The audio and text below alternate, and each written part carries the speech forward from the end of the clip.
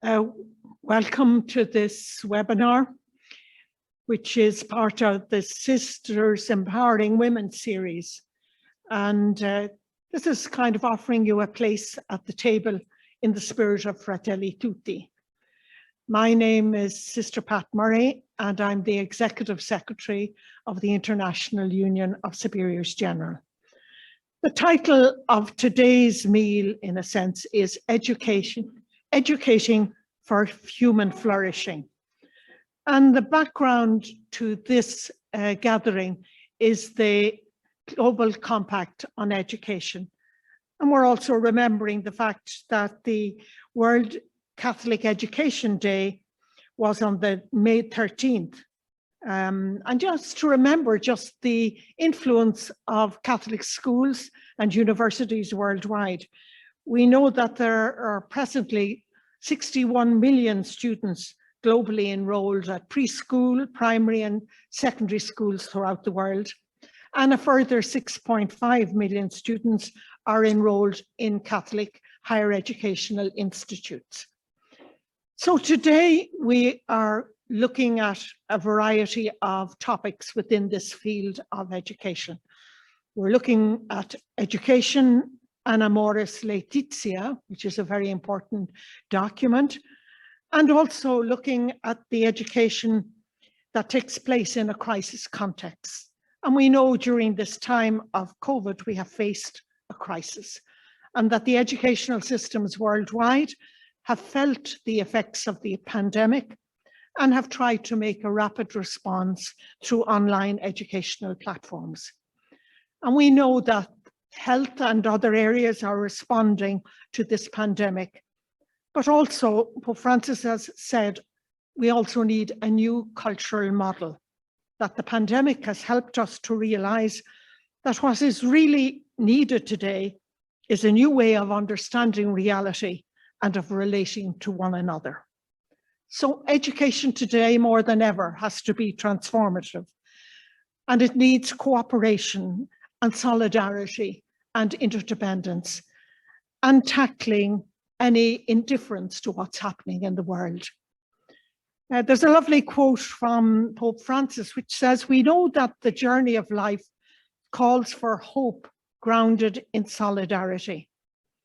And in this new paradigm, we need to be able to respond to the problems and challenges of the contemporary world. We need to find ways of understanding and finding solutions to the needs of every generation. And in this way," he says, "we will contribute to the flourishing of humanity now and into the future." So today's topic of educating for human flourishing is well chosen. So as we proceed this afternoon, let us realize that we're shaping the future of our planet together and calling on the talents of everyone, and particularly focusing within the educational process at how we can develop universal solidarity and be a more welcoming society.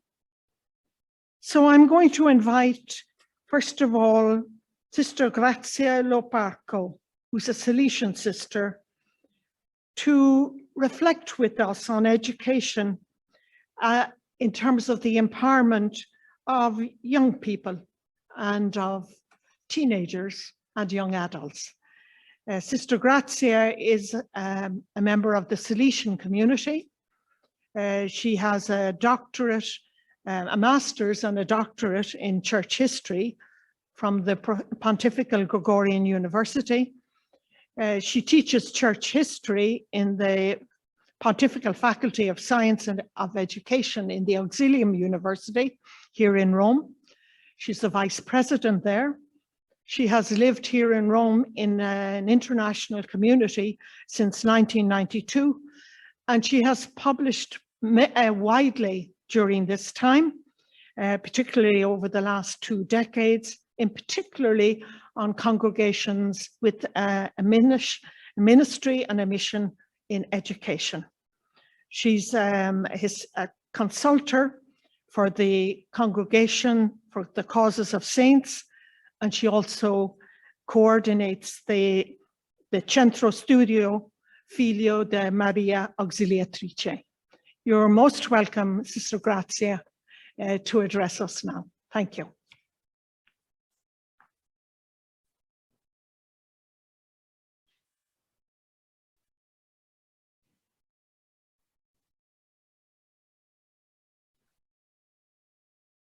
Grazia, il microfono.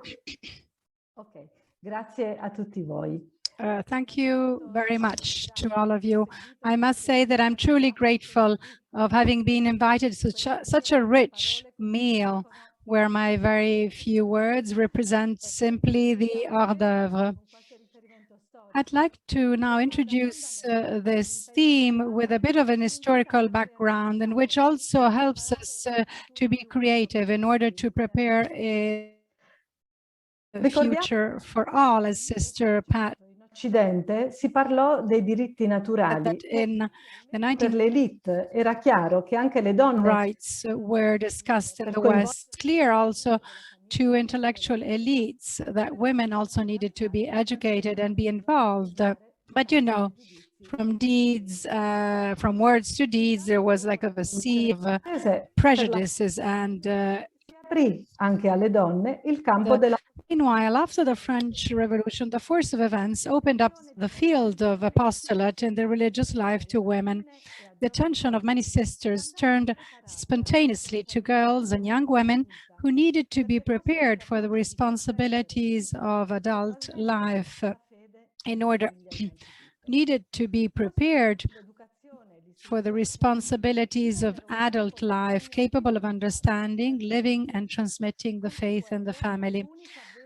Therefore, the female education and instruction became a privileged field and contributing to the only truly successful revolution in the century. And I must say that this is the only one which has been considered successful. The heavy situation of female subordination and marginalization gradually changed thanks to growing number of women religious dedicated to promoting women as Christians to save their souls, but not only in praying, but by engaging in daily life to improve it.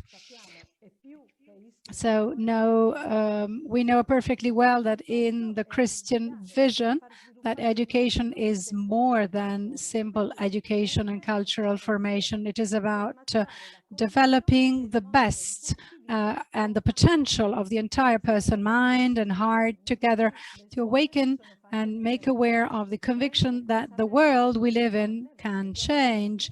And this has certainly made aware many young women that the world can change. So learning means learning to take the floor, to be able to put into words emotions, feelings, joys, sorrows, discomforts, ways of seeing reality.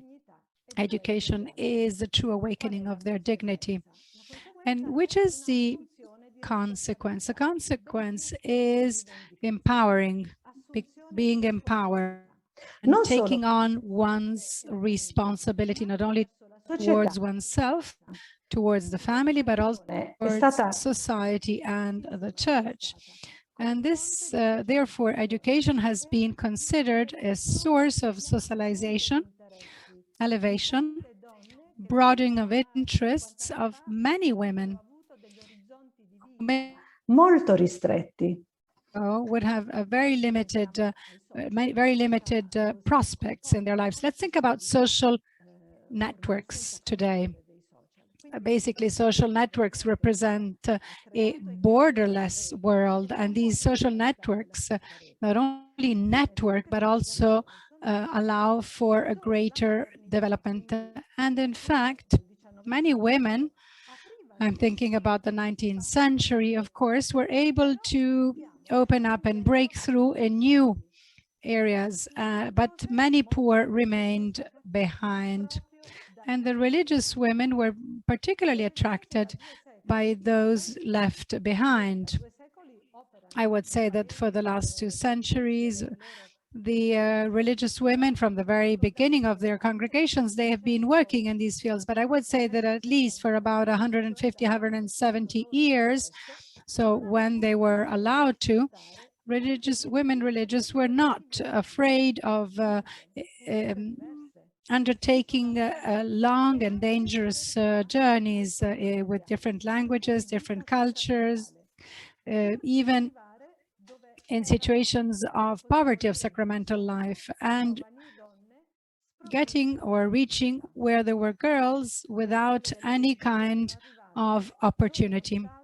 So basically the religious women have, and the small schools of the religious arrived where the state and the municipalities arrive late. And when they arrive, they often neglect the girls and young women, as relatives do when they have to choose between sons and daughters to send to school. So the possibility of the apostolate open to women religious in active life has opened up unsuspected ways for the church to announce with gestures and words the maternal face of the church, its care for the person. Missions are an emblematic case. From the middle of the 19th century onwards, vocation of education led many women religious to leave their homeland and face hardships and risks to reach places as pioneers. Because in fact, women up to that, 19th century were very happy to stay in their familiar environment if they were not forced to emigrate, while missionaries not only crossed the oceans during months in extraordinary, exceptional conditions compared to their regular lives out of economic necessity, or for a spirit of adventure, but instead to bring a proclamation of liberation and salvation that has given joy to them first, but also conveying this message of joy to others, because the gift must be communicated, whatever it costs. Now, of course, this is when the mission becomes like a laboratory where faith and the choice and vocation are tested, just like Mary Magdalene did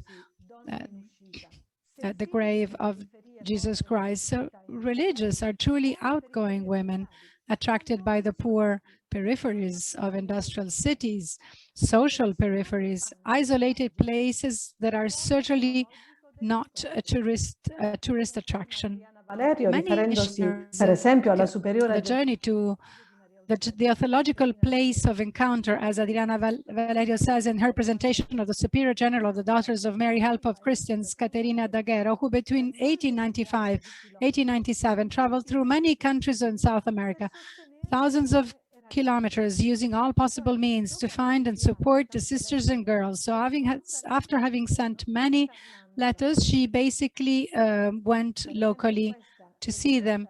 So this religious, she was from Piedmont. She was not certainly accustomed to seas, to mosquitoes, to malaria, but nothing stopped her, just like Leopoldina Lode had done in Sudan.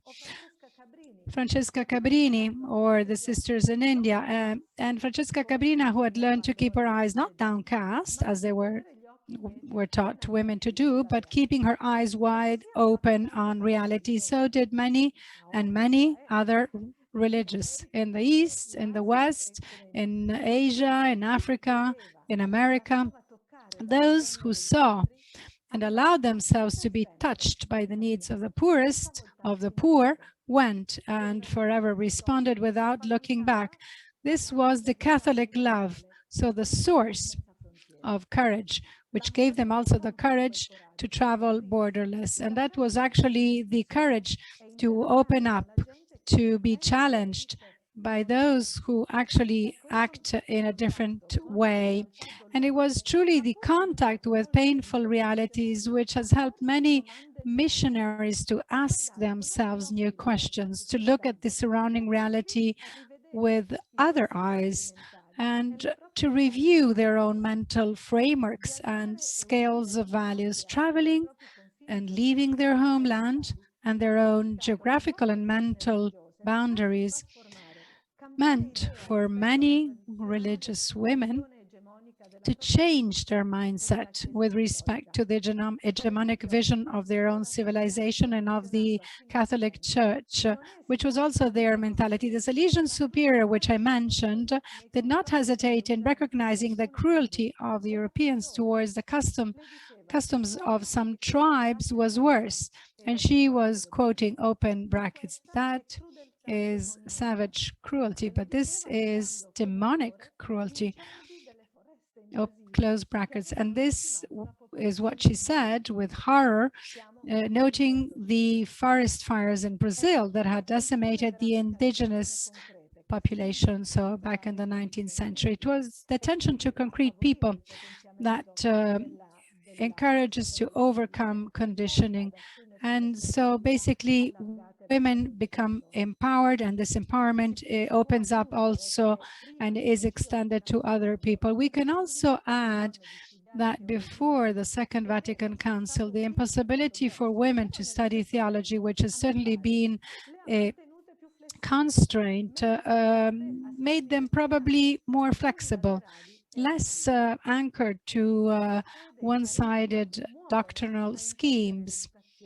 Faith and charism become a driver for personal overcoming and crossing borders so basically crossing these borders to assert a universal fraternity to be discovered, announced, built up, and nurtured. So women arrived at the extremes, at the ends of the world, to proclaim the salvation for all without distinction, to lend a hand to girls, to other women, not only to teach them how to comb, to sew clothes, to read catechism, to write, to farm, to earn, to take care of their children or their families, but also to find reasons to smile, to share, and to dream a change in their environment. And I would say this has also been another element of progress.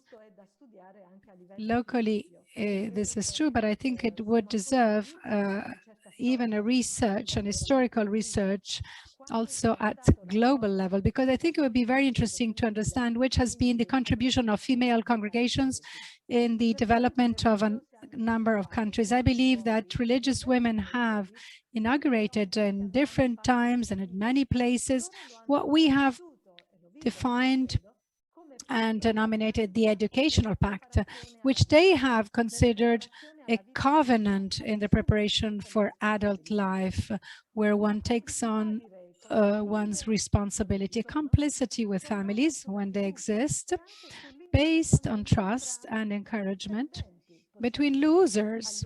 We can use the word losers in the eyes of the powerful. It is an education that cannot be improvised. And in the fidelity to daily life, where one step at the time is taken, a care for the human being is achieved through a compassionate look at reality.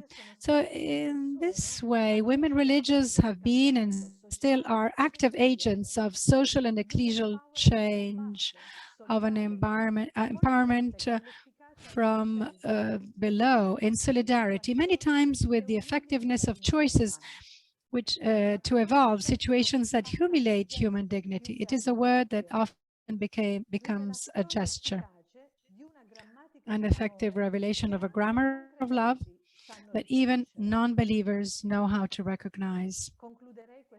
I'd like to conclude these very few words by telling you where graciousness, perfumes, beauty, faith flourishes in a love that is consistent and rich in imagination, which is the imagination of the spirit, which is creative love, and which is always tailored to the person loved. I would like to thank you, and I wish you, all of you, a fruitful persecution of this conversation today. Thank you very much, Sister Grazia.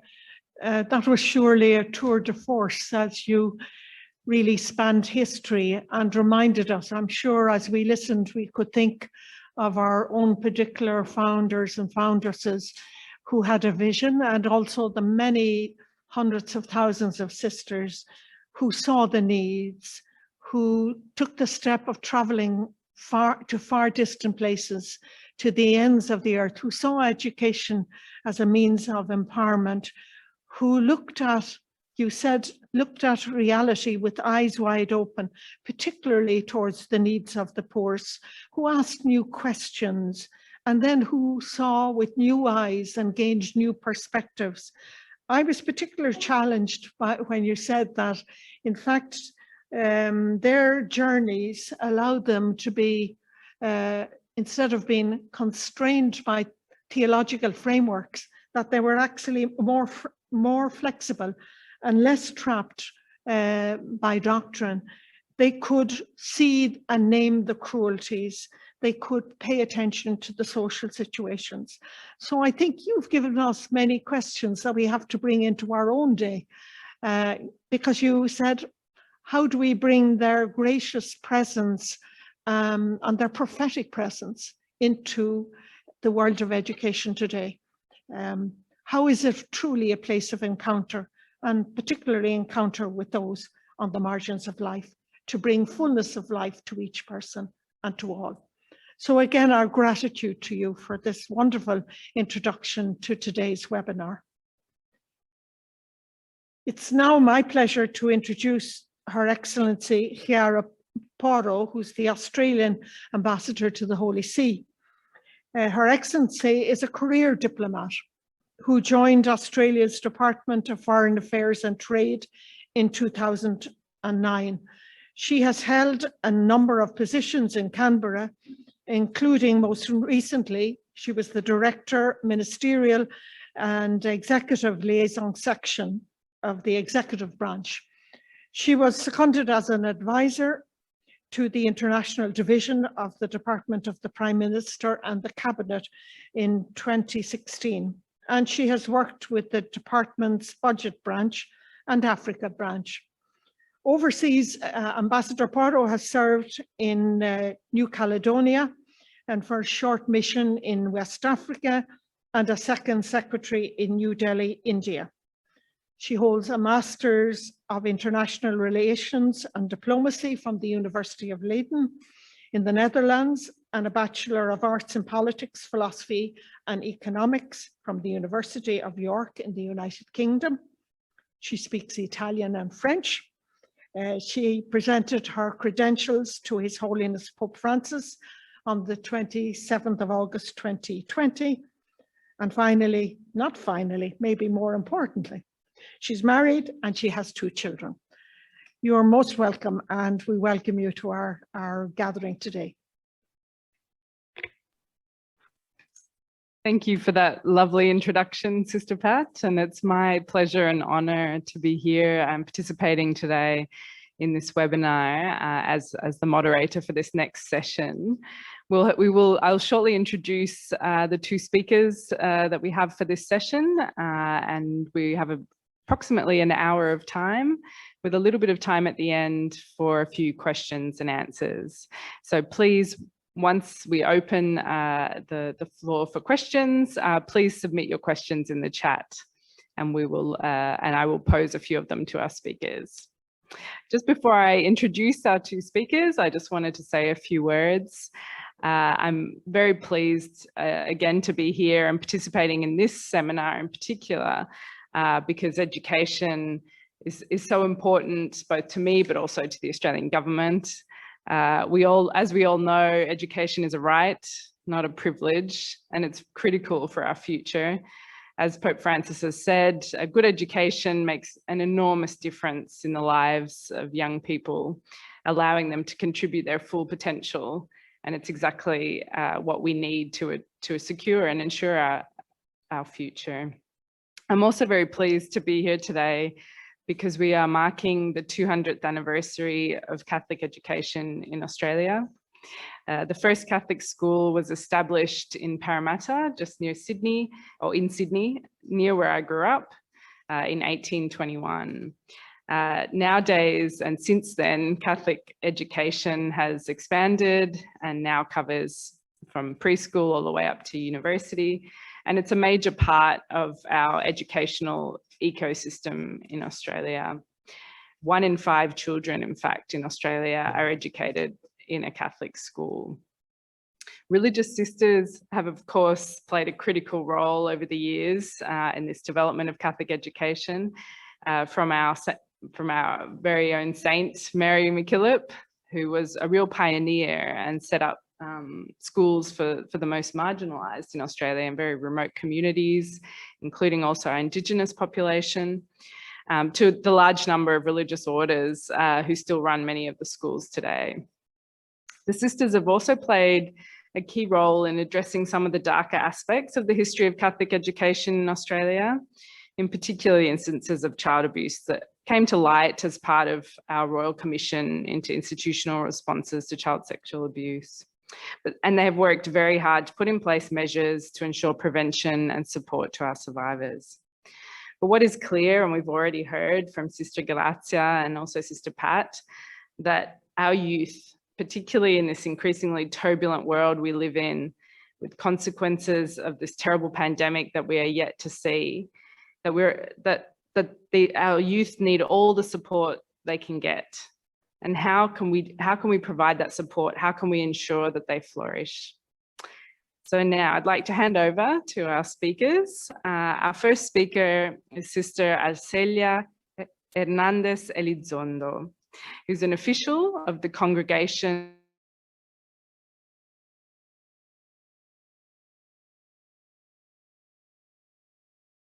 that has been living in Italy for 17 years. She's a Franciscan sister, and she studied philosophy at the Pontifical Lateran University, as well as the Università degli Studi di Roma II Tor Vergata. So over to you, Sister Arcelia.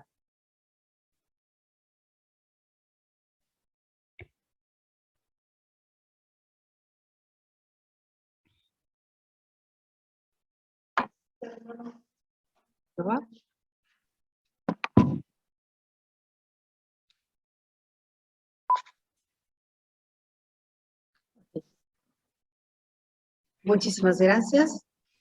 Thank you very much. Soy muy contenta de representar hoy. I'm truly very happy to be here with you today and to present speak on behalf of the Congregation for Catholic Education. And I would like to greet all the participants and organizers of this event. In particular, I send cordial greetings from the prefect, Cardinal Giuseppe Versaldi, and from the secretary, His Excellency Angelo Zani. It is 5 years since the post-synodal apostolic exhortation, Amoris Laetitia, on beauty and joy of conjugal and family life was promulgated. On the occasion of this anniversary, we are invited to reread the document and reflect on the theme, culminating in the celebration of the 10th World Day of Families, which, God willing, will take place here in Rome on 26th of June, 2022. As you know, the Congregation for Catholic Education reports directly to the Holy Father and is in charge of all matters concerning Catholic education. The congregation or dicastery has the task of developing, deepening, and promoting the fundamental principles of Catholic education as proposed by the magisterium of the Church, both in the context of the people of God and in the context of civil society. It is for this reason that the congregation feels called to live the apostolic exhortation as a journey of family encounter with the Church, immersing itself as an active member of families in the daily struggles of Catholic schools and universities. In this sense, the congregation feels committed to ensuring that parents are able to fulfill their obligations to provide a good education for their children, and that civil society also recognizes and protects this right.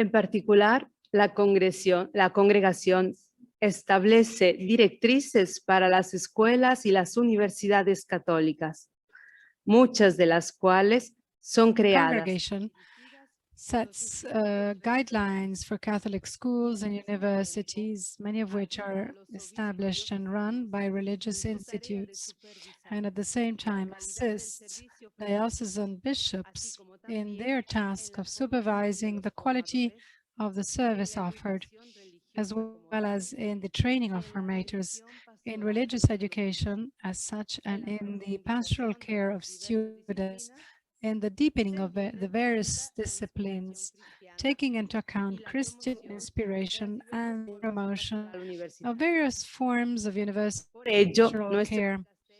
For this reason, our dicastery exercises a high degree of guidance over them and ensures that the quality of doctrinal teaching is guaranteed and that the integrity of the Catholic faith is safeguarded. For these reasons, the Congregation for Catholic Education is here today, accompanying you in this reflection on Amoris Laetitia, which has marked a path that seeks to promote a new pastoral approach to the reality of the family and of the Church. In fact, the main intention of the document is to communicate in a profoundly changed time and culture that today requires a new look of the Church and the family, to be custodians of the beauty of the family and to take care with compassion of its fragilities and its wounds. These two aspects are at the heart of all pastoral care: the frankness of the proclamation of the gospel and the tenderness of accompaniment. Let us turn to chapter 7 of Amoris Laetitia to respond to the title of the paper.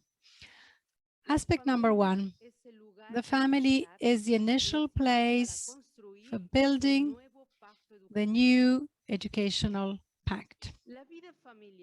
Family life as a whole is an educational context. The family is the first school of human values, where one learns the proper use of freedom and the ability to discern critically the messages coming from outside and from the various means of communication. In times of pandemic, many challenges have been experienced. For example, the use of digital technology has allowed contact with people forced to be confined and isolated. It has allowed remote learning. It has allowed for smart working, also allowing a decongestion of urban areas. However, with the pandemic, the differences in the world have worsened even more, and family-school relations have been so difficult that Pope Francis has even spoken of an educational catastrophe. The school has a more formal and rational task in education than the family. However, both must work together if they are to achieve the good goals for the target group. In order to promote such a relationship, we can use and avail ourselves of the guidelines set out in the Global Compact on Education as a support in dealing with current problems, starting from the objectives indicated by the Holy Father and considering that they are common to all educational bodies. It is important to ask ourselves what more concrete aspects should be established in the educational pact for an effective collaboration between schools and families. In this sense, the 7th chapter of the Apostolic Exhortation Amoris Laetitia indicates a concrete to heal 3 fractures. First fracture. The first fracture we will call it a vertical one. That is the one where there is a separation or a gap between reality and transcendence. The Bible speaks of a God who created us out of love and who has made us in such a way that our life does not end with death. Unfortunately, sometimes we live without God.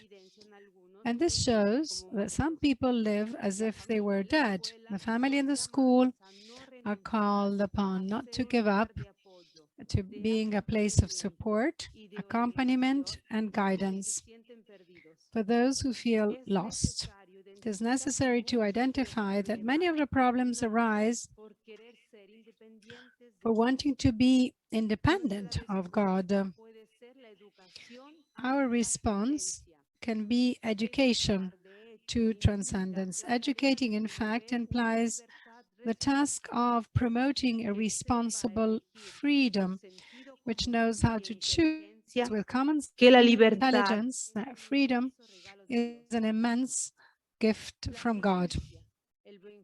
Prudence, good judgment, and good sense do not depend on merely quantitative factors of growth, but on a whole chain of elements that are synthesized in the interior of the person, to be more precise, in the center of his or her freedom. It is inevitable that each child surprises us with the projects that spring from this freedom, that breaks out patterns, and it is good that this happens. Education entails the task of promoting responsible, freedom. People who make choices at crossroads with sense and intelligence, people who understand that life and that of their life and is in their hands, and freedom is an immense gift. Catholic educational institutions, religious families, and all educators are called to remind that the new generations that freedom is concrete, real, and also limited and conditioned. It is not a pure capacity to choose the good with total spontaneity, since a proper distinction is not always made between a voluntary act and a free act. For example, someone may want something bad with great force of will because of an irresistible passion or bad upbringing. In that case, his decision is very voluntary. It does not contradict the inclination of his will, but it is not free because it has become almost impossible for him or for her not to opt at evil. Second fracture, education must seek to heal the second fracture, which has taken the horizontal relationship between generations and made people rigidly individualistic, distancing them from the role of the community in personal growth.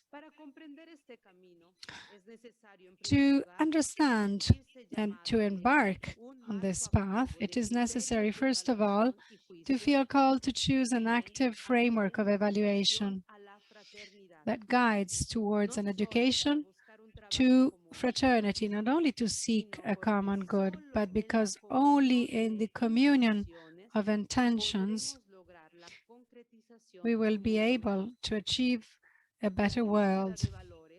The search for values is one of the challenges facing human beings at all times, and which now reveals an international planetary dimension, not only because, on the one hand, the development of communication techniques favors an increasing interaction between people, societies, and culture, but above all, because each person can abstract from his own or her own reality the fact that the challenges of today's fragmented world call upon everyone and every culture. A local event can have an almost immediate planetary consequence. What happens to you here can also, can also happen to me here. Thus, developing an awareness of global solidarity, which must find its ultimate foundation in the unity of the human race. So a unity that must be translated into planetary responsibility. Only if we embark on the search for common values, we will achieve common goals and the objective of moving in the same direction. In fact, we are convinced that charity is not a fantasy or fruit of imagination, because throughout history, those who have been known how to live it have shown that it knows no limits, but instead it opens up new paths. Therefore, avoiding excessive profits for the benefit of a few is not an injustice. Rather, even grammatically, the adjective excessive is among the meanings of what is wrong and therefore contrary to justice. It is not a question of choosing saving as an end in itself, but choosing rather the values of respect and the good of the other. Consecrated people have received through their vocation the gift of living in a large family and experiencing the gift of communion. For this reason, they are particularly called through the educational entities they govern they lead, they integrate values for the construction of the common good, always appealing to respect for the sacredness of life, to respect for the dignity and freedom of others, and to the loving commitment for all. We choose to live communion because we are aware that what is good for me is good for all. We choose, therefore, to follow the direction of the meaning intrinsic in communion. Communion also highlights the sense of our direction. We do not walk together as sheep, but we walk in communion of intentions. Because the direction that we have decoded fulfills us as men and women, orders society to the common good, and guarantees the attainment of the anthropological and eschatological sense, the happiness of being one. Third fracture. On the other hand, the third fracture is with our common home, the Earth, our planet, the Earth. With the third fracture, we are called to take care, jointly take care for our common home. Therefore, through education for ecology, man is reconciled with nature and gives the environment its value while receiving its benefits. Achieving an integral ecology requires a profound interior and educational conversation from a personal as well as a communal level. In examining the great challenges facing us today, including climate change, the need for sustainable development, and the contribution that religion can make to the environmental crisis, it is essential to break with the logic of exploitation and selfishness, and to promote the practice of a sober, simple, and humble way of life, as we can read in Laudato Si, and as stated in Laudato Si. Education can help to cultivate in the hearts of all an awareness of shared responsibility and the renewed commitment to be stewards and leaders of the gift of his creation. This is a process that helps us to become aware of our contribution to the ecological crisis and moves us to act in ways that cultivate communion with God, with creation, and with others. May this new vision bring about a relational view of humanity and care for our world from different points of view: ethical, scientific, social, and theological. Remembering that the world carries within itself a charism of unity. May this perspective guide our work in recognizing that everything is connected and that a concern for the environment must be coupled with a sincere love for human beings and a constant engagement with the problems of society. Dear brothers and sisters, the Congregation for Catholic Education wishes all good for your work. May this help the Church to assimilate and develop the contents and style of Amoris Laetitia. May you contribute to the formation of animators of family groups in parishes, associations, and movements.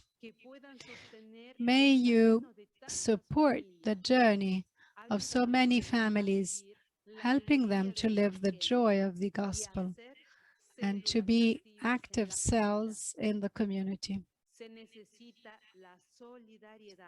Solidarity and commitment of all is needed. The collaboration of all is needed in order to take up the message of Amoris Laetitia and translate it into concrete life for the good and the future of the human life.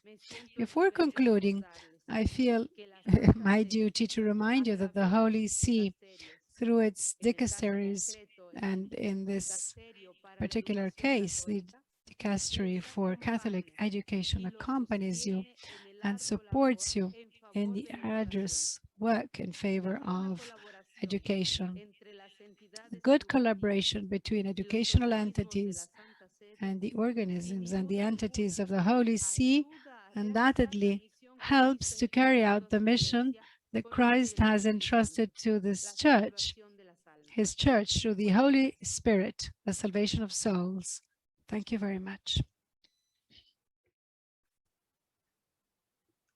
Thank you very much, Sister Arcelia, for those words and those reflections. I found it particularly useful to hear a little bit of the work that the Congregation for Catholic Education is doing and the role it plays, and then also your reflections on the importance of the family as the initial building point for education, the first school of human values, as you described it, and also learning how to discern, a very, very important tool. And also during these times of the pandemic, as you were saying, family-school relations have become even more problematic and have to be an area of focus. Thank you also for taking us through this quite philosophical reflection on the three fractures that we're seeing at the moment. The vertical one, as you described, which is sort of the relationship of the individual. The second fracture, the more community one, I guess the fracture across generations. And then this final fracture, our relationship with our common home and planet Earth. And I think your description of the important role that education can play in addressing these three fractures was quite sobering, actually, and really sent a really strong message again about the importance of engaging on these issues. I'd like to turn now to our second speaker, Sister Miriam Altenhofen, who is originally from Germany.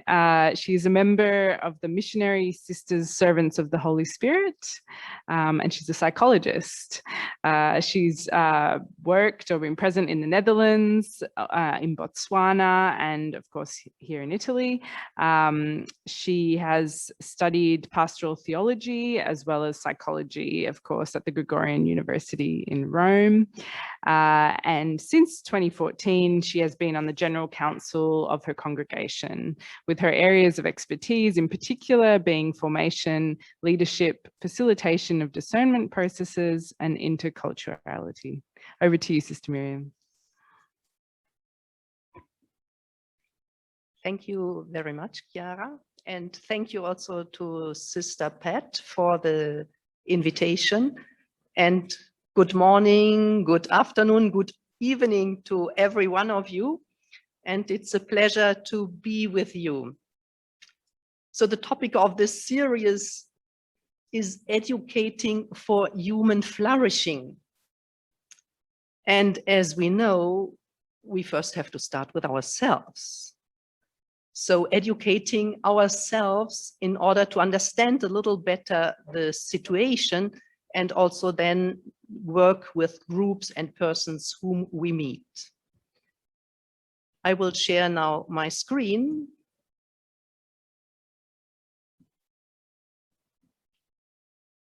So flourishing in times of crisis. This is quite a challenge because we are in times of crisis.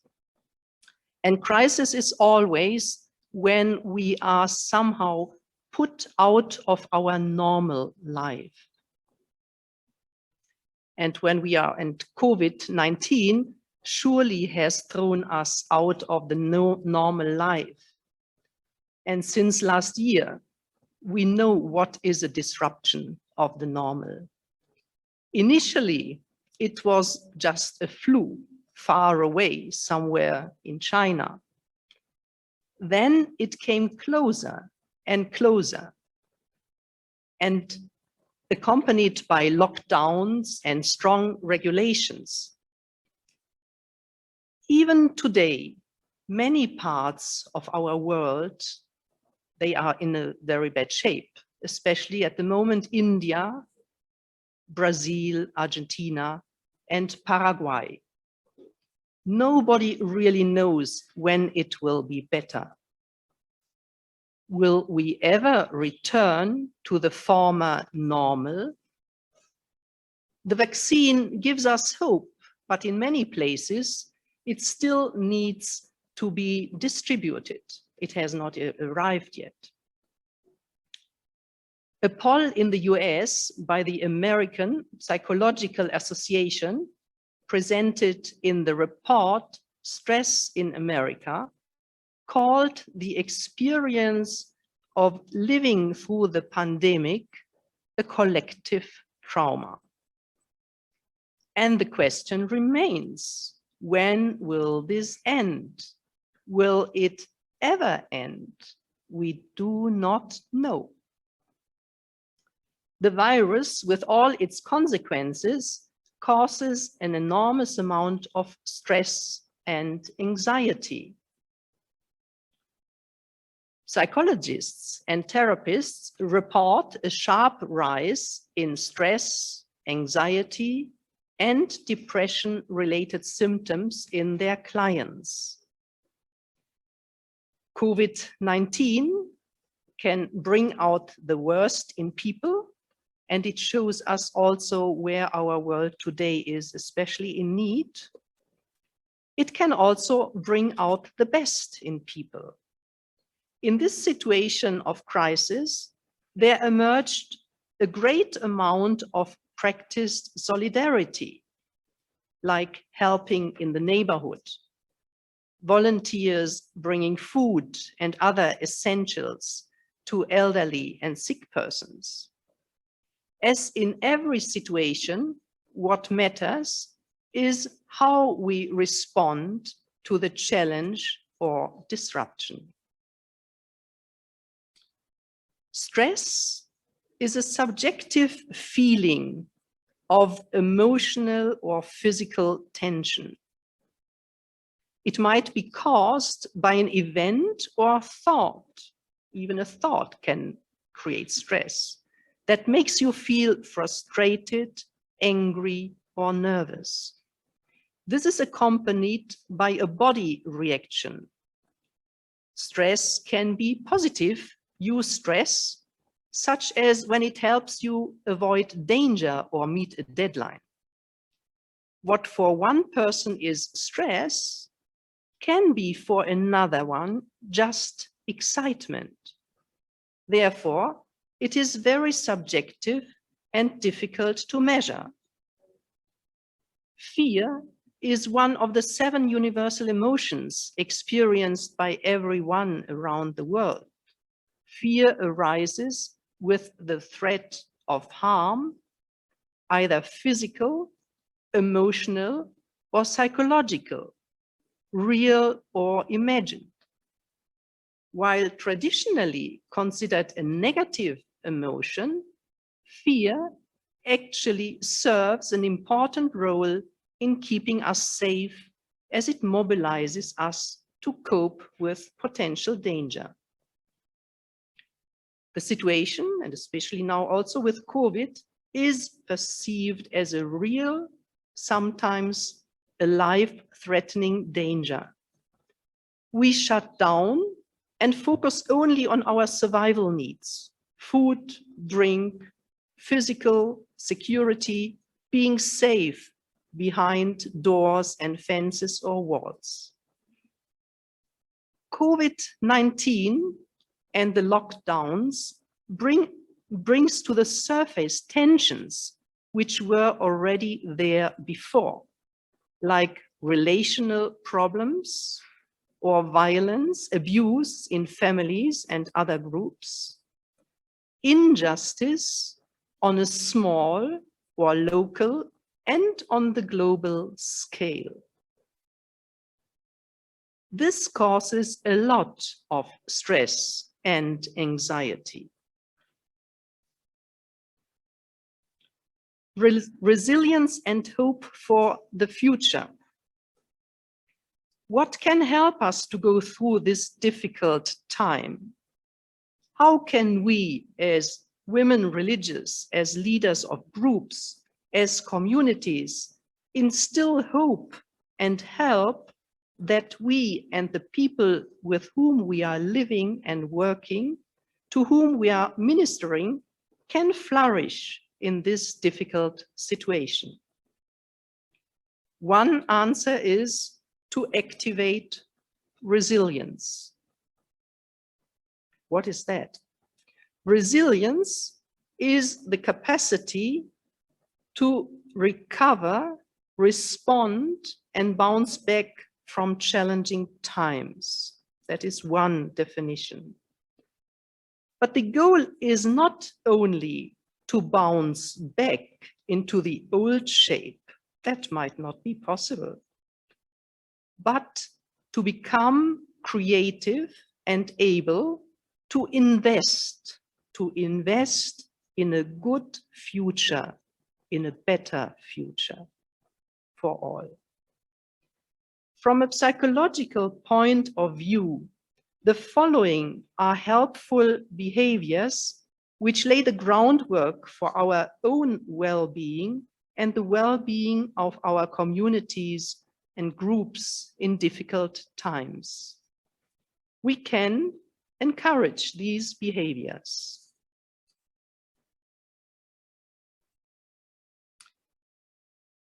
For example, a healthy lifestyle with enough sleep, physical exercise, healthy food. Practice a hobby, music, art, and so on. Be social. Take time for good relationships, friendships. Create community schedules that encourage exchange and meaningful conversations. Strengthen spiritual life through meaningful liturgies, rituals. Practice mindfulness and gratitude. Be positive, help others, go out of yourself. Celebrate life in all its forms. Humor is especially helpful. Hope and attuning into the good Lucy Hone, a resilience researcher, says in her TED Talk, she talks about the 3 secrets of resilient people. And she describes how she was dealing with the death of her 12-year-old daughter and her friends in an accident. I mean, she has studied resilience and knew everything about it, but here she was really touched by it personally, and that changed it.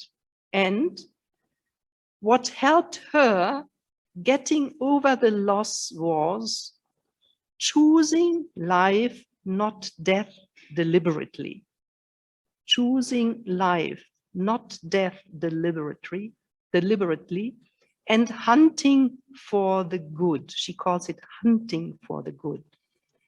She recommends closing every day with at least finding 3 good things that happened to you and being grateful for that.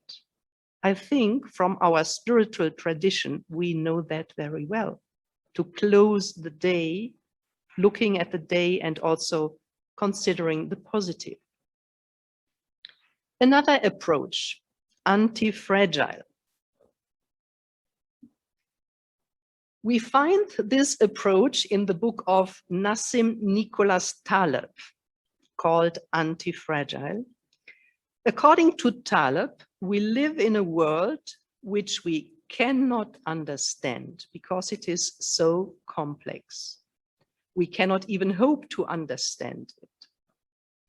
Taleb proposes that we simply accept this reality, that we love it and try to thrive in it.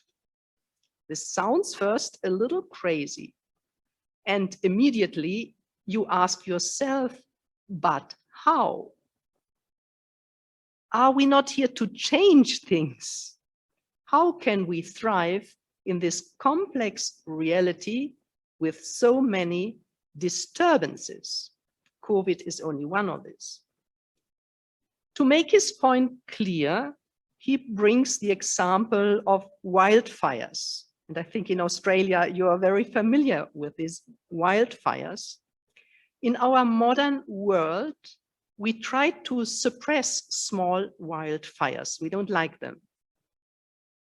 The same is true for our disruptions in our little world.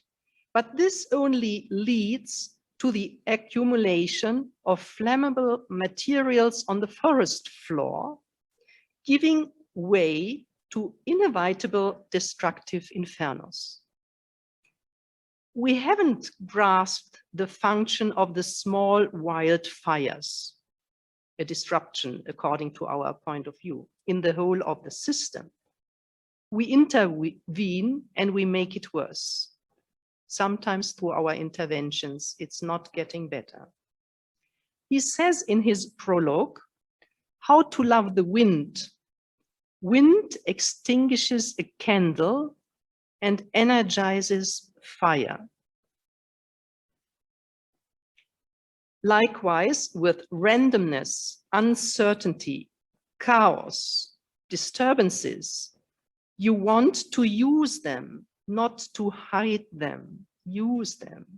You want to be the fire and wish for the wind. In his book, Taleb distinguishes between fragile, robust, and anti-fragile. According to him, what is fragile breaks through the exposure to disturbance. What is robust just remains the same, and what is anti-fragile benefits from the exposure to disruption. According to Taleb, long-term stability in complex systems is best attained via frequent small-scale volatility in our world's disturbances. Think of the example of the small wildfires. So let's not shy away from disturbances. They are part of life, but let's accept and even love them. because even there we can find ways to thrive, find new ways, creative ways to make it better. But how?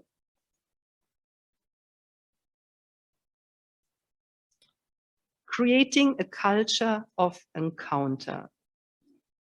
I think Pope Francis gives us a good hint here. He often speaks of a culture of encounter.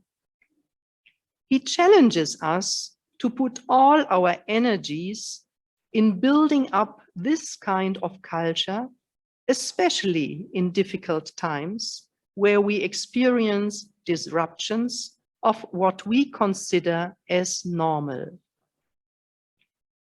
Quotation: "The continued global health crisis has painfully highlighted the urgent need to promote a culture of encounter for the whole human family, and for all men and women to be passionate about meeting others, seeking points of contact, building bridges, planning a project that includes everyone." We have the important task of bringing people together for meaningful conversations about the burning issues of today.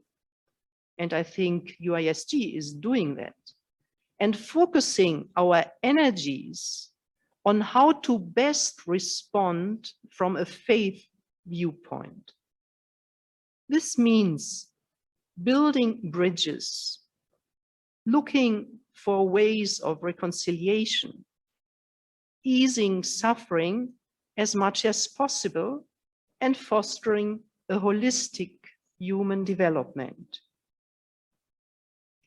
In Fratelli Tutti 215, Pope Francis uses the image of a polyhedron that represents a society where differences coexist, complementing, enriching, and reciprocally illuminating one another, even amid disagreements and reservations. The quotation: "Life, for all its confrontations, is the art of encounter. I have frequently called for the growth of a culture of encounter capable of transcending our differences and divisions. This means working to create a many-faceted polyhedron whose different sides form a variegated unity, in which the whole is greater than the part." The image of a polyhedron can represent a society where differences coexist, complementing, enriching, and reciprocally illuminating one another. Each of us can learn something from others. No one is useless and no one is expendable. This also means finding ways to include those on the peripheries of life, for they have another way of looking at things. They see aspects of reality that are invisible to the centers of power where weighty decisions are made.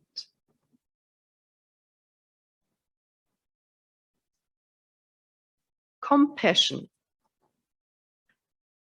An outgrowth and at the same time the root of the culture of encounter is compassion. Compassion is and caring are most needed in a leader and in our communities today. The meaning of compassion is to recognize the suffering of others and then to take action to help.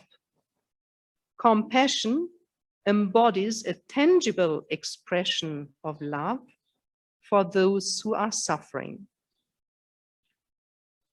Friedrich Büchner, an American writer and poet, once said, "Compassion is sometimes the fatal capacity for feeling what it is like to live inside somebody else's skin. It is the knowledge that there can never really be any peace and joy for me until there is peace and joy finally for you too." Compassion does not drain us. No, it makes us more resilient. It mobilizes our immune system. It enlivens us. It enhances our neural integration. Compassion is good for others. It is good for us, and it is good for all of creation. It helps us to build up a more caring environment. So let's transform our world with loving compassion.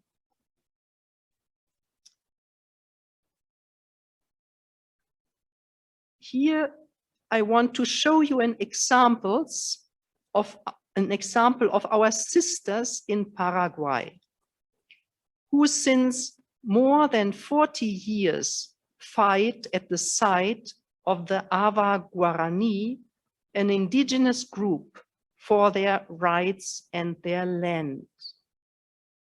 We see what so often happens. They are driven from their land, and this happened on the 13th of May this year. Our sisters were present and have filmed it.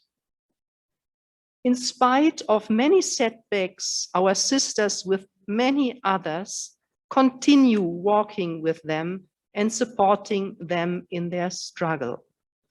And I just want to share with you a little video of the situation when they were driven away from their land.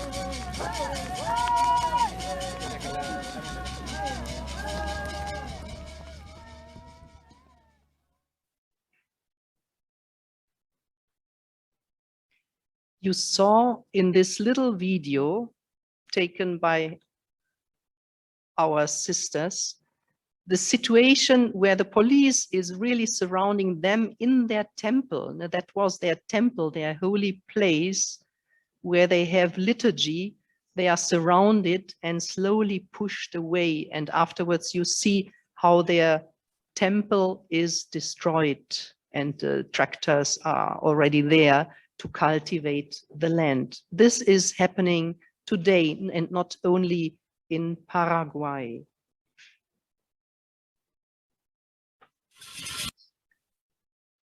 This was one example. Another example shows an initiative in Urkela, an Indian diocese, where our sisters are involved, religious bringing hope to COVID patients. One patient says that she finds God's compassionate care in the service of the sisters. Loving and kind service instills hope, mental strength, and encouragement in our life. It makes us resilient and anti-fragile.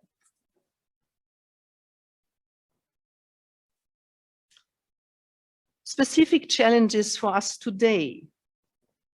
Looking at our world today, we face several disruptions as religious women and as a world community. COVID-19 is not our biggest challenge. The biggest challenge is ecology and restoring balance to our planet. How can we intensify our commitment to working to save our common home? COVID-19 brings to the fore tensions which already exist, especially the divide between rich and poor. How can we live in solidarity? This is not a matter of health. It is a matter of global justice and peace. We are a global community. How can we act locally and at the same time globally? In the US, we observe the Black Lives Matter movement. What is our own situation with regard to equality? How much ethnocentricity and discrimination do we still have in our own ranks? As faith communities, we believe in a God who has good plans for us and wants us to prosper, even in very uncertain and difficult times. This can give us the passion to continue working for a world which is more beautiful, just and peaceful, and where everyone has a dignified space to live.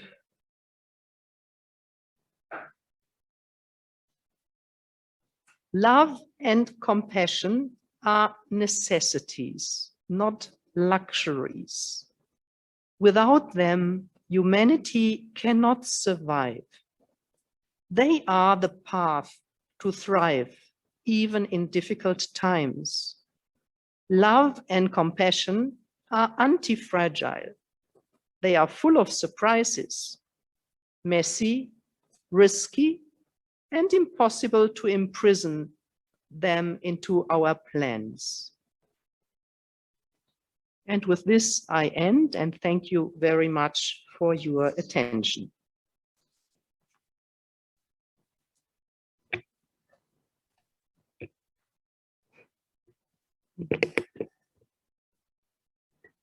Thank you very much, Sister Miriam, for that incredibly interesting presentation. I think you started off by saying we have to educate ourselves before we educate others, and I think your presentation really touched on a couple of aspects with regard to that. I think you situated your presentation very clearly in the context of the pandemic and post-pandemic world, and there's times of crisis. And I think you rightly point out, we don't know yet whether this will ever end, and what is most important is how we respond. I think you've given us a few tips and pointers, including for ourselves, on how to deal with this increasingly complex situation that we're facing, whether that's through resilience or compassion, and most importantly through this culture of encounter, which you spoke about building bridges, about looking for ways to bring people together, to ease suffering.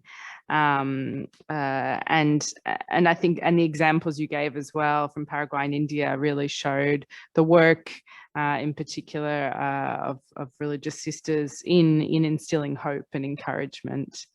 So thank you very much for that presentation, and giving us some real food for thought, particularly for those who are working in the education space and with younger people.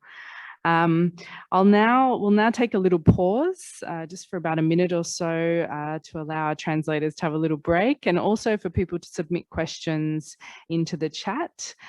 So please go ahead and send us your questions, and we'll have time for a couple now once we reconvene after this short break. Thanks.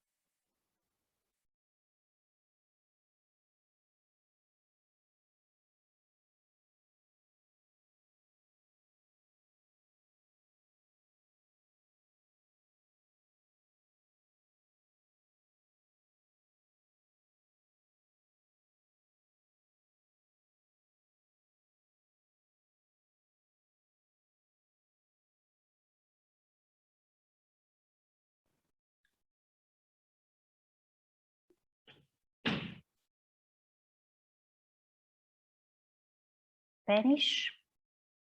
Tenemos unas preguntas en español. La mayoría de las We do personas have a couple of questions in Spanish.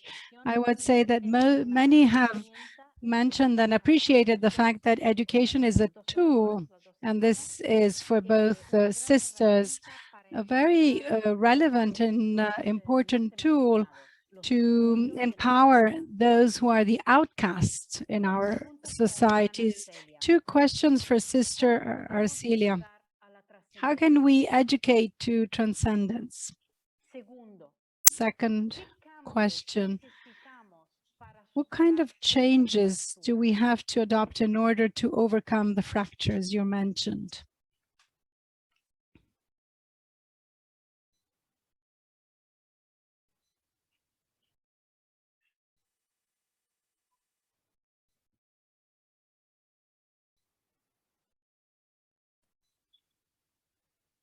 Perfecto. Entonces, Eh, ¿cómo educar a la trascendencia? So I'll take this question, how to educate to transcendence. I would say the first practical piece of advice I could provide is to help in discovering that reality does not end here in this world. I'm thinking about, those who teach in schools, maybe through the curricula, they could teach students that the material world is not the end of our lives. And a second advice could be to question ourselves Que tenemos hacia esa trascendencia. about our love for transcendence. Because often what prevents us from transmitting and communicating transcendence is the fact that we have to be aware in the first place. And so we have to be able to live this love, hope for transcendence. Therefore, I believe that if we could actually become aware of this love, even through maybe creativity, this would turn into something concrete. Hablo sobre todo para los que Now, what kind tienen of change escuelas to adopt to overcome the fractures? I'm thinking about, in particular, I'm referring to those schools with, difficulties, the troublesome situations we are facing. As we all understand, we cannot work alone individually. We have to promote teamwork. We have to collaborate. Religious congregations are called to face the challenges and the current changes individually. They can certainly network together and jointly work and exchange views about maybe their own reality, their own difficulties, certainly would help to improve the concrete situations. And this is true not only for religious congregations, because they certainly can also count on bishops, priests, certainly, and in particular, with the Dicastery, the Congregation for Catholic Education. So if we do not speak out, express these problems, it's going to be very difficult to solve them. How can we help those who do not express the difficulties they're facing? And this is why we need also to change our mindset.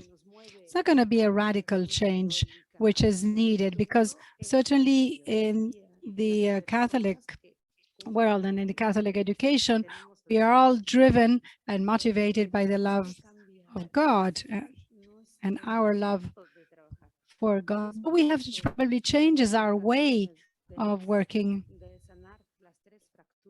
So in trying to heal the three fractures, this is also important, because if we achieve a vision of transcendence, that is, if we keep in mind and if we are aware that we're not only working to improve the situation now in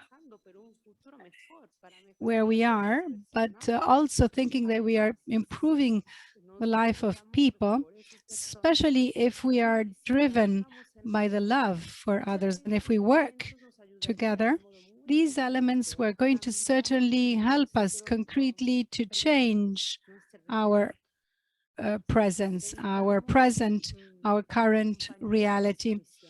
And we are accompanied in this mission, since fundamental and concrete decisions, that is, for example, opening a school, helping a child, helping a young person is not only our own task, because we are also supported by our church. The church is not only an institution, it's certainly the prayer of the faith más global, parte de in una a global dimension. So I believe already, if you use these very simple elements, we are able to shift a bit our prospects and vision, the situation will improve. Thank you.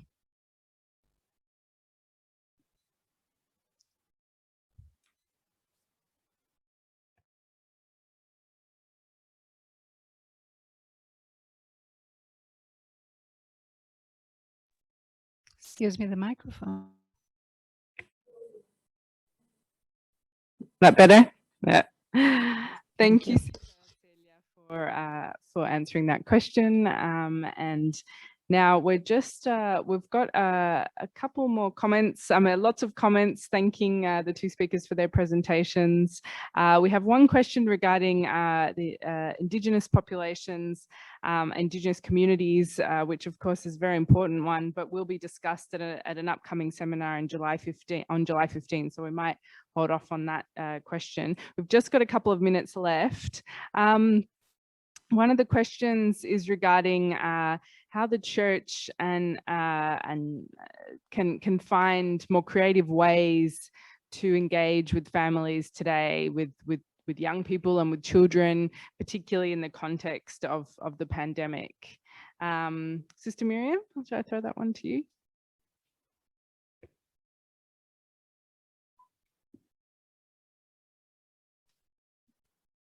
I think the first is to getting closer to the youth. I mean, surely the situation also of the church in many parts of the world is different. Very often the youth, they see the church as institution, and at least in the West, it is like that, as a rigid system, as a dogmatic system. So how do we get closer to the youth and understand their struggles, also their perspective of the world?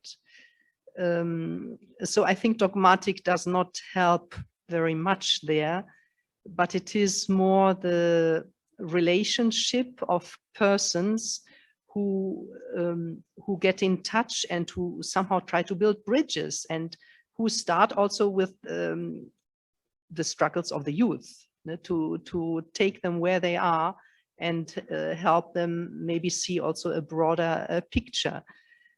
So I think indeed the church needs to find more creative ways to come closer to the youth, because the youth is our future, and therefore it is very important also to bring to them the treasures we have in our faith, because many, they don't care about it. At least in the West, we have that that the church as institution is not reliable anymore, or is not trusted anymore, because also of the many scandals.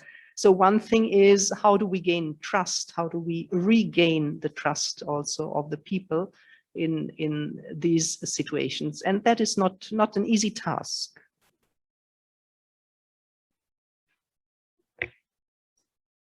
Excellent.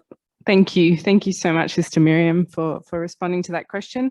I think we've run out of time, unfortunately. So I'd like to just quickly thank both of our speakers for their quite diverse interventions, but both extremely interesting, both with some real practical tips in there for everyone who's joined us today, and I think some real points of reflection in terms also of the situation, the pandemic situation that we find ourselves in. So thanks again to our speakers, and I'll hand back to Sister Pat for the next session. Thanks to all. Just to thank you, Ambassador, for your moderating this section of today's webinar. I'm very grateful for your presence, and I think it's particularly important during this significant year for Catholic education in Australia, and knowing the number of young people who actually are involved in Catholic schools in Australia. I'm grateful for your gentle and gracious facilitation, and your ability to sum up what we've heard and to point to some of the key areas that we need to pay attention to and to highlight in our conversations. You know, when we're dealing with our fractured world, we have to have these encounters and conversations about things that really matter today. And maybe it's as you said, it's finding the creativity to see how all can join in that. I was struck by Pope Francis's comment that the project needs to involve everybody. That's, I think, one of our biggest challenges today. Thank you for your comments, and thank you. I just want to thank you for your support of the UISG here as the international organization that supports the leaders of women's congregations.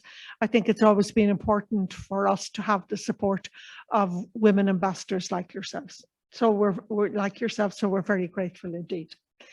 We're now going into the last section of today's session, and that's a meeting. We're going to meet 4 sisters who are members of the Joint Commission for Education. That's the Joint Commission of the 2 unions, the International Union of Superiors General, which are female congregations, and the Union of Superiors General, the male congregations. So we have 4 sisters that you see on your screen, and I'll introduce them briefly because I'm looking forward to hearing their reflection and their inspiration. First of all, we have Sister Leah Latela, who's an Italian member of the Claretian Missionary Sisters. She studied at the Salesian University here in Rome.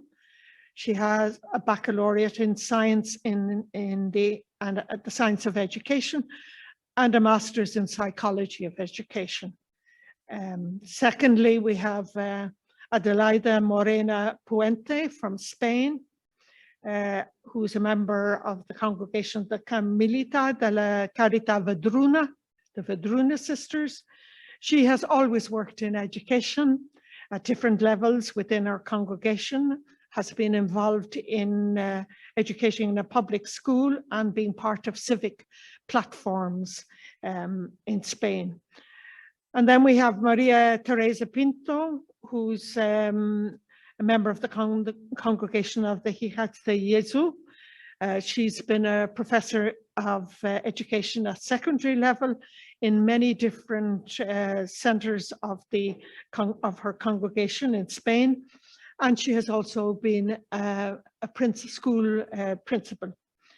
So she's involved in leadership within our congregation. So she brings that expertise to the reflection of the congregation. And finally, Sister Elena Rastello, who's an Italian, a Salesian sister. She has a doctorate in the sociology of education, and she has a lot of experience in working with youth for over 20 years, following very much the vision and the footsteps of Don Bosco. And she has been involved for many years in Eastern Africa. She's part of her congregational pastoral team, particularly looking at youth and the mission of education. So over to you. And I call on you to share your inspiration and your insights with us, particularly in relation to the Global Compact on education. Thank you very much. So perhaps, thank you.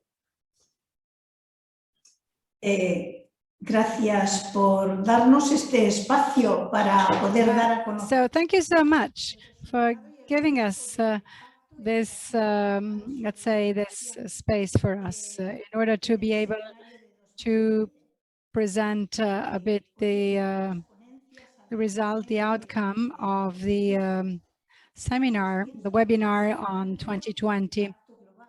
I believe that the webinar on the Global Compact on Education has been almost like a little light, a small light in through this global compact, which came within the webinar. I would like to start with quoting Coralina, quoting her.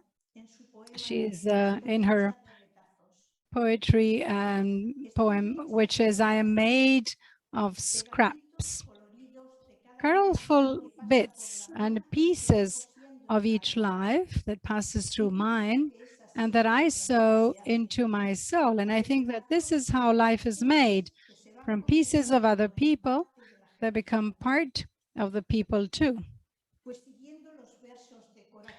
So inspired by Coralina's poem, this is how life is made: dreams, joint aspirations, desires, encounters along the way, scraps of inspirations and aspirations that, like those that emerged in the 2020 education webinar. Because the webinar, this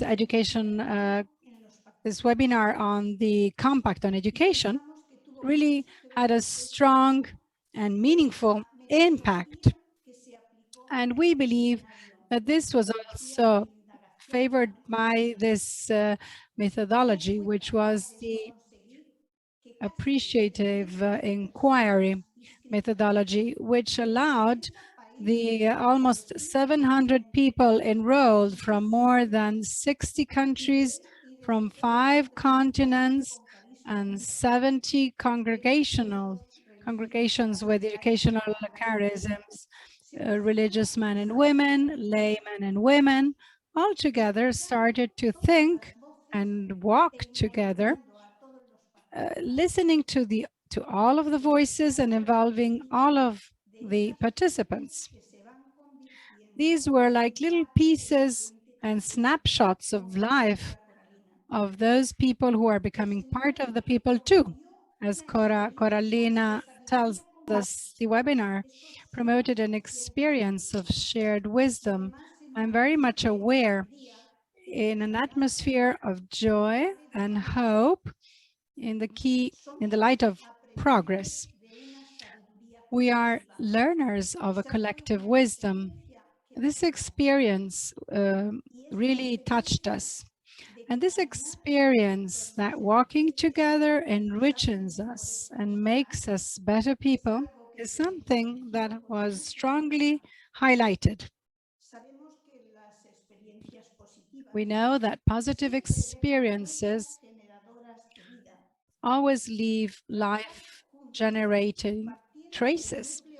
Working together, starting from the positive core of the person, which is characterized by this methodology, creates synergy, unites, opens up expectations, because it really brings out the best of people. And this is exactly what we felt in the webinar, this kind of dynamic, which allowed us to produce different and pluralistic declarations, which we had redefined as dreams. And these were elaborated in relation with the Global Compact on Education, and also with the idea of a radical change and transformation. Of course, all of this material is available on the USG website, and it is available in 4 languages. Now, of course, the activity did not stop at the webinar, but after that, all of these declarations, desires have been elaborated, sorted out, and reorganized, and they were grouped into 10 areas of opportunity, resulting in summary, the synthesis of a declaration of aspirations, with each of them lines of action, very concrete lines of action. documentation which should be able to use in order to work on the compact.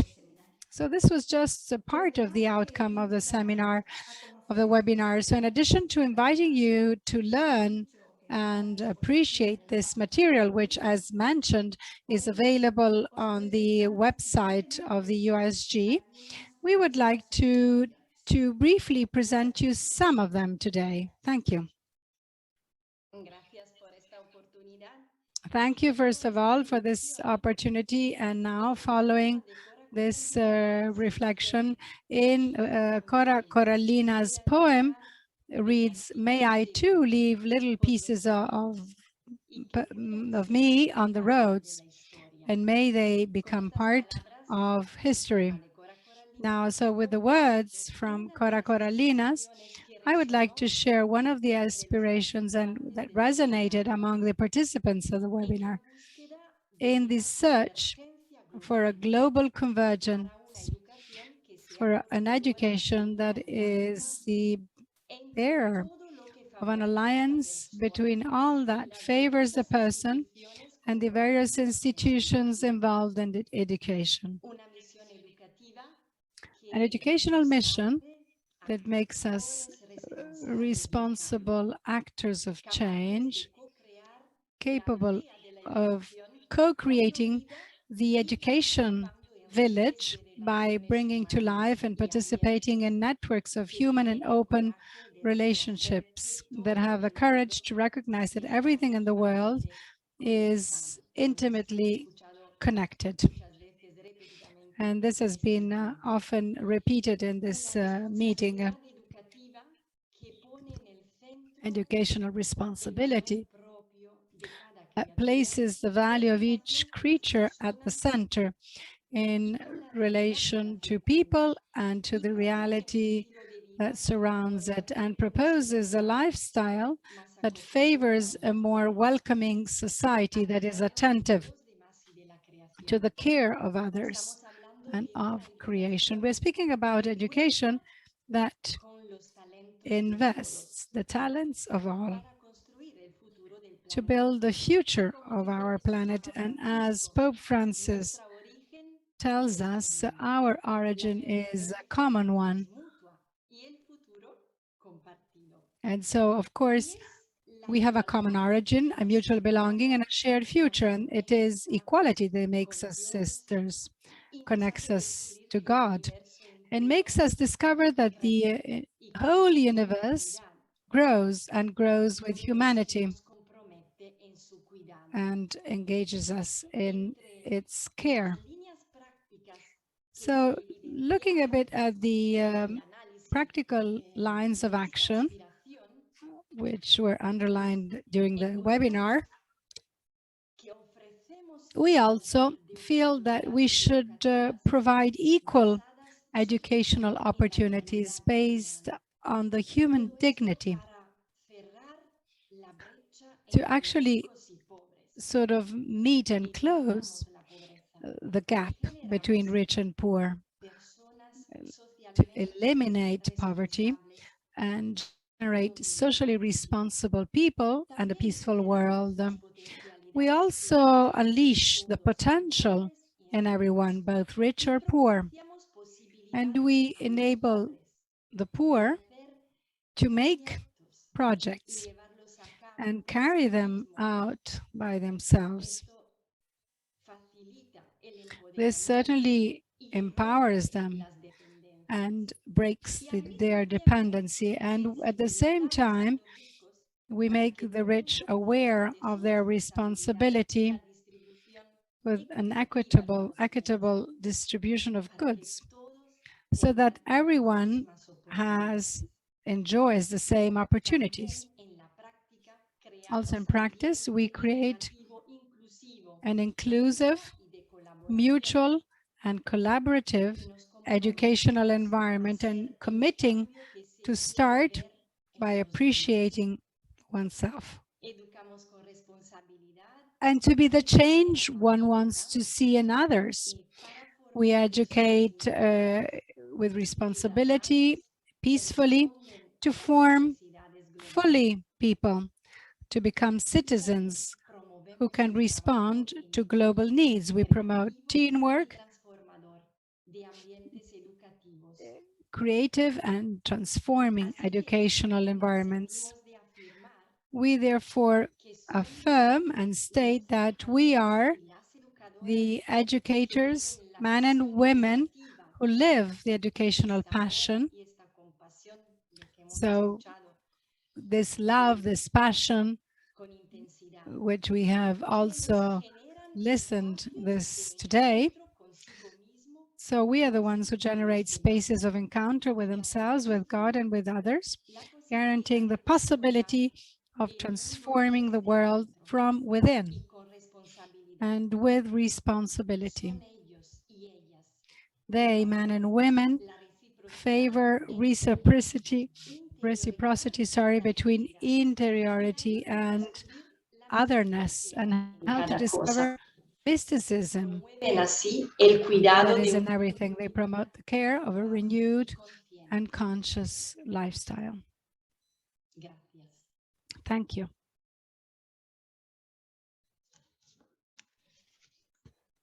Gracias. Thank you very much. Yo sigo con el poema de Cora Coralina. I will continue always with the Cora Coralina's power. And so piece by piece, we can become one day an immense embroidery of ourselves. And when Pope Francis calls us to rebuild a global pact, he tells us we need to build a village of education where the commitment to generate a network of human and open relationships is shared in diversity. An African proverb says that to educate a child, it takes a whole village. Therefore, we must build this village as a precondition for educating. The ground must be clean and reclaimed of discrimination with the introduction of fraternity. The participants of the webinar highlighted some statements about in reference to the creamos un espacio abierto a la diversidad, open to diversity. comparte People experiencia share y experience and learn from each other to reflect on the problems of the people. parte. Everyone feels part of it. Otro proverbio. Expression of the proverb: alone we go faster, Lejos. together we go further. Fraternas entre So personas, fraternal comunidades, relationships between individuals, communities, and institutions are strengthened. animan Meaningful, a otros Christ-centered bonds that encourage others to join and form transforming villages. For global community, we foster a sustainable ecosystem in which we are all connected, enabling us to engage a wide range of stakeholders. mueve este pacto Space that promotes this covenant to rebuild the fabric of relationships, of consciousness, and to foster a culture of encounter. We seek the common good in our daily lives, and we are supported by our educational communities and our congregations. We build relationships with others. In summary, Christian educational communities have the potential, we are convinced and we believe, that they have the potential to generate the relationships in our global homes needs of fellowship, fraternity, compassion, and care for each one, for those who suffer, for nature, for the common vínculos interiores. destiny of all things, internal relationships. The climate that is lived in such a community Sobre todo si su actividad se is a gestiona, great strength, especially if its se activities comparte allí are reflexión. managed in contact with El the entorno environment. sabe que allí se acoge la riqueza de la And interculturalidad, reflection is shared because all diálogo the sobre los environment temas que knows that the importance of interculturality is accepted, and dialogue Y verdaderamente on the problems that affect the seminario local fue and una global village are promoted. So the webinar actually has been a short experience of In ogni pezzo una vita, una in lezione, each piece a life, nostalgia. a lesson, a love, and a Ci aprono nostalgia. dagli orizzonti Nostalgia. più ampi che So these lines of Cora Coralina's poem opens us to another nell'opera educativa. perspective with broader Accettiamo la horizon, sfida urgente di which in proteggere the la casa comune. made, educators Di unire da tutte enthusiasts. In the work of education, we feel the urgent challenge of protecting. sostenibile e integrale. Also understand the concern to unite the whole human family in the search for sustainable and integral development, because we know that things can change. The encyclical Laudato Si is helping teachers, professors, parents, together with children, teenagers and young people to recognize the greatness, urgency and beauty of the challenge before us. We can no longer steal the future for new generations. Between concreteness and responsibility, we are becoming a movement, an educational movement that from below involves and encourages, according to the vision of the global pact on education. We are interconnected, interdependent, educating communities, Segni di pace, signs of peace for humanity and in creation, according to the heart of God. This is one of the concrete guidelines, which is the outcome of the webinar. We build bridges together with younger generations, together with a global fraternity that implements social friendship and care for those who struggle most in classrooms, courtyards, reflecting and playing and wonder, contemplation and social transformation. We educate ourselves and we educate the children, young people, teenagers to love the singing of birds, drink water from clean springs, marvel at the sounds of the forest, to pick a fruit from the tree, to listen to the sound of the peaks and the flowing of a stream. But we also educate, and we educate them and ourselves, to the beauty of a smile, of a gracious smile and a free smile, of alternative and new gestures, to the sacrifice of a deprivation and a more sober life in order to give a future to an abandoned, wounded and lonely young person, maybe living at the other end of the world or on a periphery. We look at the world and perceive its unfathomable beauty. We are a global educating community, concretely and realistically on the road to conversion, and we also live with conviction to the transition towards integral ecology.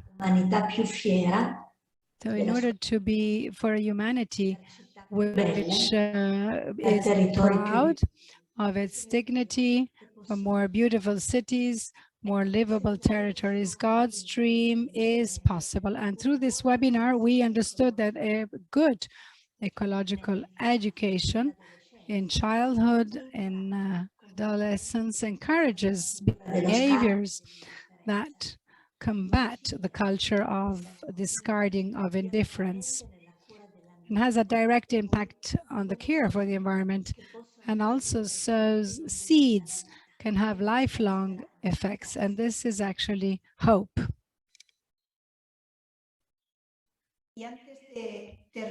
Just before concluding this communication,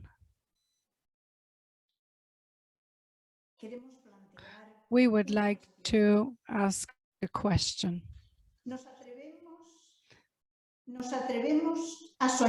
Let us dare to dream together the construction of the world to come, taking care of future generations, activating an educational challenge based on universal fraternity.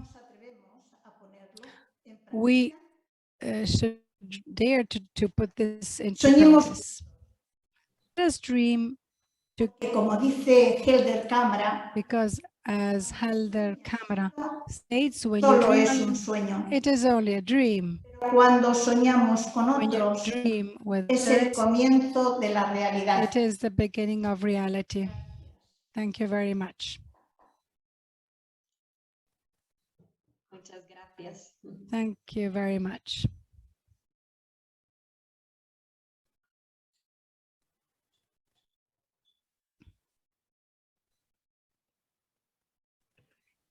And I thank you very much for your contribution, which was most inspiring. I'm left with some lovely visual images.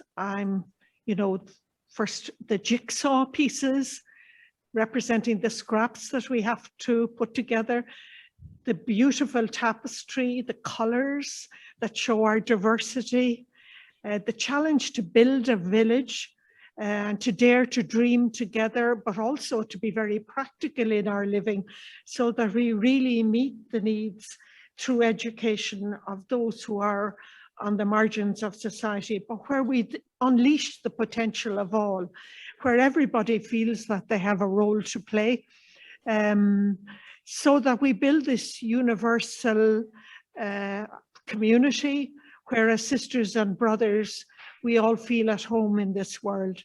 I think at an individual level, we're made up of scraps.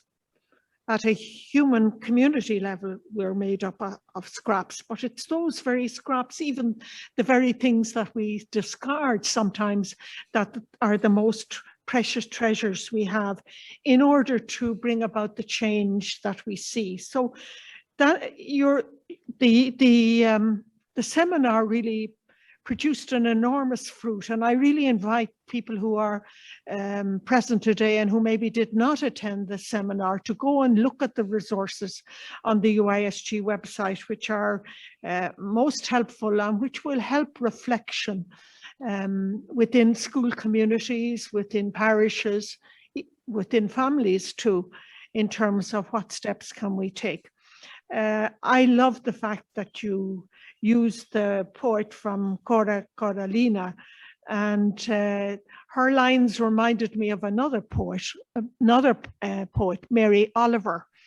And she has some very lovely quotations. For example, one of the things she says is, "Tell me what it is you plan to do with your one wild and precious life." Another quote is, "When it's all over," she said, "I want to say, all my life I was a bride married to amazement. I was the bridegroom taking the world into my arms." And finally, a quote from her, "I don't want to end up simply having visited this world." I think your reflections today prodded us to say, how do we want to be in the world, and how do we want to educate our young people today, because they're the future, as you said.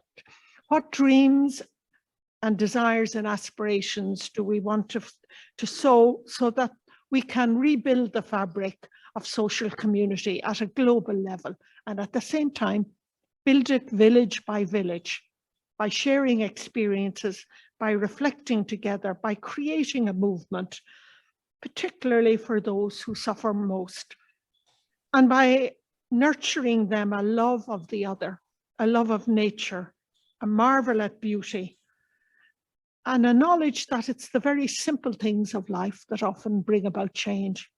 A smile, a hand reaching out, a hand up. So as we end today, I'm sure those who have participated have many thoughts and reflections.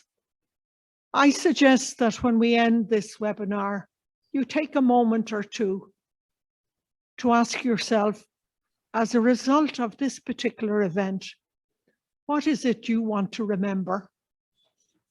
And what is it you would like to do? We have been inspired today by Sister Arcelia, by Sister Miriam, and by our panelists here at the end. So what do you want to take with you as you as you move through the world of education? What do you want to share with others? What are the questions that it poses for you? And so in ending, I just want to thank you for being here today. We have dates for our future meetings of this series, and we look forward to seeing you again in the future. Muchas gracias. Thank you. Travel well, and take with you something that you feel is precious from the encounter we had today. Thank you very much indeed.